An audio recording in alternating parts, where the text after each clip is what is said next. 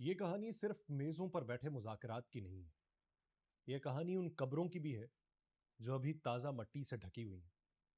یہ کہانی ان شہروں کی بھی ہے جہاں دھواں ابھی تک پوری طرح چھٹا نہیں ہے۔ یہ کہانی مذاکرات کی ان فیصلوں کی بھی ہے جو اگر اگلے چند گھنٹوں میں نہ ہوئے تو تاریخ کا رخ بدل سکتے ہیں۔ اب اس منظرنامے میں ڈونلڈ ٹرمپ نے یہ شرط رکھی کہ ایران آبنائے ہرمز مکمل طور پر کھولے گا تبھی حملے رکیں گے، تبھی مذاکرات کامیاب ہوں گے۔ تو یہ محض ایک سفارتی جملہ نہیں ہے، یہ دراصل اس رگ کے اوپر ہاتھ رکھنا ہے جہاں سے پوری دنیا کی معیشت کی سانس چلتی ہے۔ اور جب اس کے جواب میں عباس عراقچی نے جواب دیا کہ راستہ کھلے گا مگر ہماری شرائط پر، ہماری فوج کی نگرانی میں، اور صرف اس وقت جب دوسری طرف وعدے پورے کیے جائیں، تو یہ اعلان ہے کہ جنگ میدان سے نکل کر ایک اور خطرناک میدان میں داخل ہوئی ہے۔ تو وہ میدان ہے سفارتکاری کا میدان، اس کا میز، مذاکرات، اس کے ٹی او آرز، اس کی ٹرمز اینڈ کنڈیشن، اس کے لہجے، اس کے تاثرات۔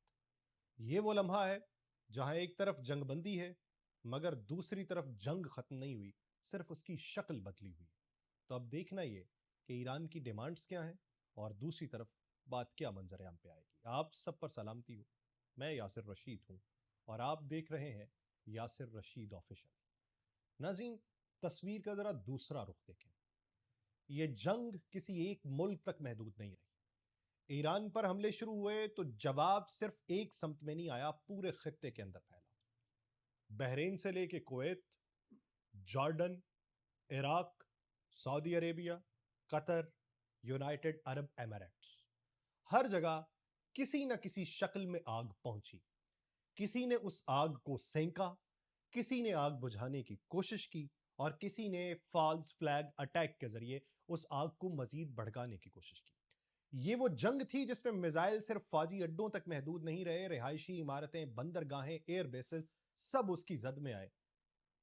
آپ سب نے یہ خبریں سنی، لیکن جب جنگ کے بادل کسی حد تک چھٹے ہیں تو اعداد و شمار سنیں کہ کس جگہ پر کتنی ہلاکتیں ہوئی ہیں، اور خود فیصلہ کریں کہ دنیا کس کنارے پر کھڑی تھی اور اس کنارے سے پاکستان کھینچ کے کس طرح لایا۔ ایران میں 2000 سے زائد افراد، سینکڑوں بچے اور خواتین جو ہیں وہ شہید ہوئیں، 26,000 سے زیادہ زخمی ہوئے۔ یہ صرف نمبر نہیں ہے، یہ ایک ایسا انسانی المیہ ہے جس کی گونج نسلوں تک سنی جائے گی۔ دوسری طرف کا منظرنامہ لیبنان کا ہے، جہاں جنگ بندی کے باوجود حملے جاری تھے۔ 1500 کے قریب جانیں جو ہیں وہ اس موجودہ منظرنامے میں گئی ہیں۔ لاکھوں لوگ بے گھر ہوئے، ایک پورے کا پورا معاشرہ ہل کے رہ گئے۔ پھر بات کرتے ہیں اسرائیل کی۔ اسرائیل کے اندر درجنوں ہلاکتیں ہوئی ہیں، ہزاروں زخمی ہیں، کیونکہ اس بار جو جواب آیا وہ بھرپور جواب تھا۔ اور پھر یونائٹڈ سٹیٹس ملٹری، جو ہمیشہ دوسروں کے میدان میں جنگ لڑتی تھی، وہ اس بار خود بھی نشانے پہ آئی۔ درجنوں ہلاکتیں ہوئیں، سینکڑوں زخمی ہوئے، کئی اڈوں کو نقصان پہنچا، اور یہ وہ لمحہ ہے جہاں جنگ کسی ایک ملک کی نہیں رہی بلکہ ایک پورے خطے کی تقدیر بن گئی۔ اب اس کے بعد آبنائے ہرمز کو سمجھنا ضروری ہے۔ یہ صرف ایک سمندری راستہ نہیں، دنیا کی توانائی کی شہرگ ہے۔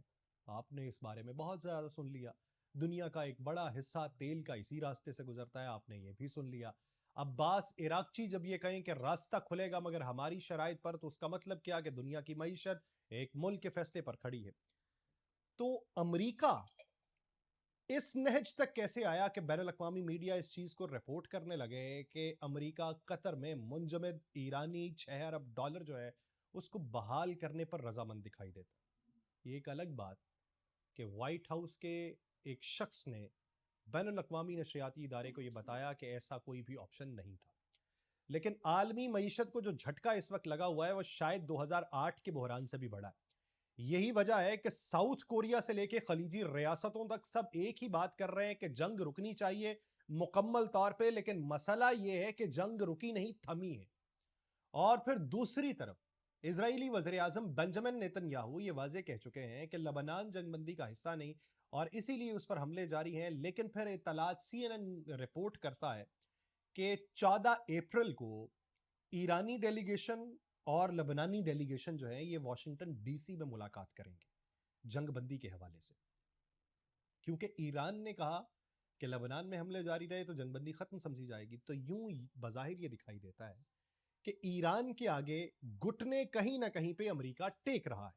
امریکہ اس پوزیشن تک آنا چاہتا ہے کہ کہیں نہ کہیں پہ جا کے ایران جو ہے وہ اس منظرنامے سے نکلنے کے لیے اسے ایک فیس سیونگ دے. یہ صورتحال ہمیں کیا بتاتی ہے؟ یہ بتاتی ہے کہ یہ کوئی سادہ جنگ بندی نہیں، یہ ایک ٹائم بام ہے. ٹائم بام کس حوالے سے؟ کہ ایران یہ کہتا ہے کہ آبنائے ہرمز سے ہم ٹول ٹیکس لیں گے. ٹول ٹیکس کیسا؟ 1 بیرل پر $1، اور $1 اگر ریسیو کیا جائے گا تو جنگ کے دنوں میں 25 لاکھ بیرل جو ہے وہ وہاں سے گزرتا رہا ہے. عمومی حالات میں، جنگ بندی کے حالات میں 20 ملین بیرل یعنی 2 کروڑ بیرل جو ہے وہ وہاں سے گزرتا ہے. اگر فی بیرل $1 اس نے لینا ہے تو یومیہ $2 کروڑ بنیں گے، ماہانہ $6 ارب بنیں گے، اور سالانہ $72 ارب بنیں گے. اب $72 ارب، تو اس کے نتیجے میں امریکہ نے سب سے پہلے ایک طرف کا پتہ پھینکا کہ $6 بلین آپ کے جو سیزڈ ہیں ہم وہ جاری کر دیتے ہیں. کتنے عرصے سے؟ دہائیوں سے سیزڈ تھے. اس کے بعد اب وہ جاری ہوں گے، کیونکہ اس وقت آبنائے ہرمز اگر بند ہوتی ہے، تیل کی سپلائی رکے گی، عالمی منڈیاں کریش کریں گی، فضائی حدودیں بند ہوں گی، اور ایسا چین ریاکشن شروع ہوگا جسے روکنا کسی کے بس میں نہیں ہوگا. یہی وجہ ہے کہ پاکستان اس وقت صرف ایک میزبان نہیں، ایک آخری امید بن کر سامنے آیا ہے. اور وہ جو کہتے تھے کہ پاکستان نے تو صرف جگہ دی ہے، ان سے آج کچھ اور جملے بن نہیں پا رہے. انہوں نے جب یہ دیکھا ہے کہ Jared Kushner, Steve Witkoff, J D Vance کی سربراہی میں پرائم منسٹر آف پاکستان سے اس امن مذاکرے سے پہلے ملتے ہیں، اور پھر اس کے بعد باقر کالباف، عباس عراقچی اور دیگر لوگوں کے ہمراہ اس کے بعد میں ملتے ہیں، اور پھر ان دونوں کی چیزیں جو ہیں وہ ٹیبل ہونی ہے، تو دنیا کو ایک پیغام گیا ہے کہ صرف جگہ نہیں دی گئی، دنیا نے اور بہت کچھ دیا ہے. دنیا نے گارنٹیز دی ہیں. دنیا نے آنے والے دنوں کا منظرنامہ پاکستان کے ہاتھ میں پکڑایا ہے.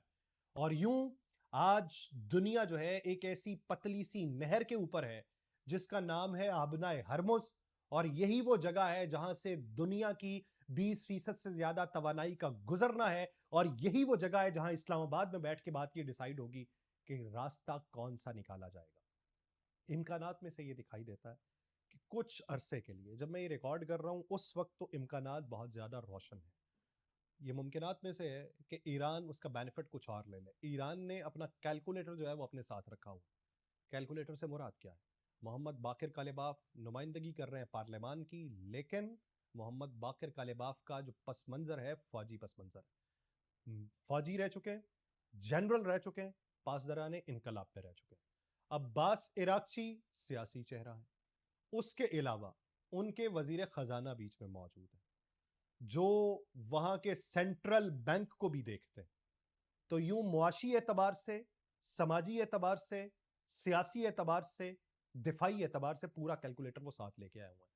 اسی طریقے سے امریکہ کو اگر دیکھیں، جے ڈی وینس سیاسی اعتبار سے، جیرڈ کشنر معاشی اعتبار سے اور اسرائیلی اعتبار سے، سٹیو وٹکاف خطے کے اعتبار سے، سینٹ کام کے کمانڈر دفاعی اعتبار سے، تو وہ بھی اپنے پورے کیلکولیٹر لے کے بیٹھے ہوئے. تو یوں امریکی نائب صدر جے ڈی وینس اسلام آباد میں ہے، ایرانی پارلیمان کے اسپیکر محمد باقر کالباف اسلام آباد میں ہے، ایک طرف 70 رکنی وفد ہے، دوسری طرف بھی بے بہا گاڑیوں کے سیلاب کے ساتھ آئے ہوئے امریکی موجود ہیں، اور پاکستان کا وزیر اعظم اس مذاکرات کو میٹ یا بریک قرار دے رہا ہے. تو سوچئے کہ وہ کون سی حکمت عملی ہے جس کی وجہ سے پاکستان ایک ایسے وقت میں، جب اس کے قریبی اتحادی سعودی عرب اور امریکہ ہے، اس نے اقوام متحدہ میں عرب ممالک پہ ایرانی حملوں کی مذمت بھی کی، اور پھر بھی ایران کے ساتھ وہ کھڑا رہا. اب یوں دیکھیے کہ امریکہ ایک شرط تو ابتدائی طور پہ مان چکا، جس سے یہ تاثر ملتا ہے کہ آبنائے ہرمز کو لے کے وہ کوئی نہ کوئی ایک لچک ضرور رکھے گا. وہ ایک لچک 5 سال کے لیے بھی ایران کو فراہم کر دی جاتی، کیونکہ ابھی جو آپ کو خبریں آئیں گی یہ خبریں کلی طور پہ نہیں ہوں گی. یہ بات یاد رکھیے، 47 سال کی عداوت 1 یا 2 راتوں میں ختم نہیں ہونے والی، لیکن اس کی بنیاد یہیں سے پڑنی ہے.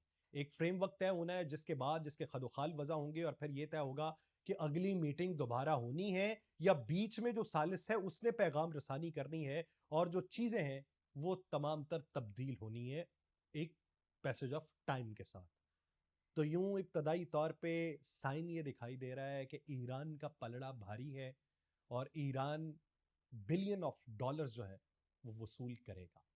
کب تک، کس شکل میں؟ آبنائے ہرمز کی شکل میں، منجمد اثاثوں کی شکل میں، ریبیٹ کی شکل میں، پابندیاں اٹھنے کی شکل میں، یا تعلقات بہتر ہونے کی شکل میں؟